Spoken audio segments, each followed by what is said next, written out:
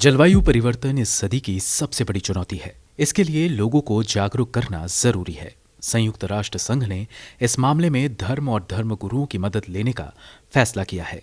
दरअसल United nation ने environment programme के तहत फेथ फॉर अर्थ अभियान शुरू किया है। इसका मकसद दुनिया भर के धार्मिक संगठनों, धर्मगुरुओं और आध्यात्मिक नेताओं की मदद से 2030 तक धरती के 30% हिस्से को प्राकृतिक परिस्थिति में बदलने का लक्ष्य है। इस कार्यक्रम के निदेशक डॉक्टर इयाद अबू मोगली कहते हैं कि जलवायु परिवर्तन मानव समाज के लिए सबसे बड़ा खतरा है।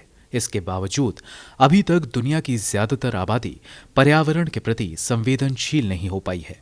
जलवायु परिवर्तन रोकने के तमाम प्रयासों के निष्कर्ष से हम इस नतीजे पर पहुंचे हैं कि सिर्फ धर्म में ही वो शक्ति है जो दुनिया की बड़ी आबादी को पर्यावरण योद्धा बना सकता है। डॉक्टर याद ये भी कहते हैं कि विज्ञान आंकड़े तो दे सकता है, मगर आस्था ही धरती बचाने का जुनून पैदा कर सकती है। डॉक्टर याद का मानना है कि विज्ञान और धार्मिक आस्था में ठीक वैसा ही संबंध है जैसा ज्ञान और क्रियान्वयन में। एक के बिना दूसरा अधूरा है।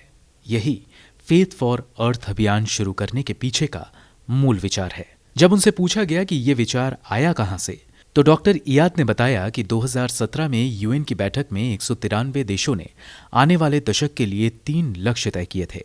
पहला, गरीबी हटाना, दूसरा, सबको शिक्षा देना और तीसरा, पर्यावरण बचाना। इस मंथन में ये बात निकली थी कि पर्यावरण बचाने में दुनिया भर के धार्मिक संगठनों का जितना योगदान मिलना चाहिए उतना नहीं मिल रहा है। इन संगठनों की ताकत का अंदाजा इससे लगाया जा सकता है कि दुनिया भर के 80% लोग धार्मिक नैतिकता का पालन करते हैं।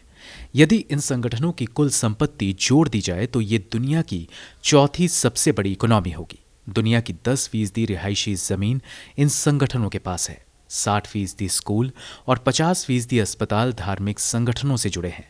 इस ताकत को मानव कल्याण के लिए मुख्य धारा में लाने की मंशा ने फेथ फॉर अर्थ अभियान को जन्म दिया है।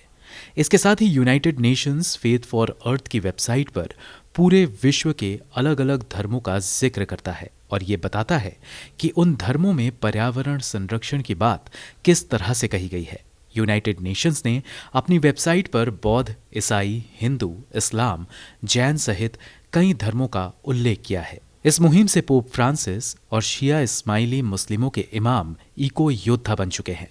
भारत में इस मुहिम के हेड अतुल बगई ने टिकाऊ भविष्य के लिए सद्गुरु श्री श्री रविशंकर, शिवानी दीदी और राधानाथ स्वामी जैसे धर्मगुरुओं के साथ बातचीत शुरू कर दी है। डॉक्टर याद कहते हैं कि इसी साल विश्व के धर्मगुरुओं की संसद जेनेवा में आयोजित होगी। इसमें धार्मिक इको योद्धा भी आएंगे। विज्ञान और धार्मिक आध्यात्मिक नैतिकता को जोड़कर वे इस अभियान को विस्तार देंगे। ब्यूरो रिपोर्ट, गो न्यूज।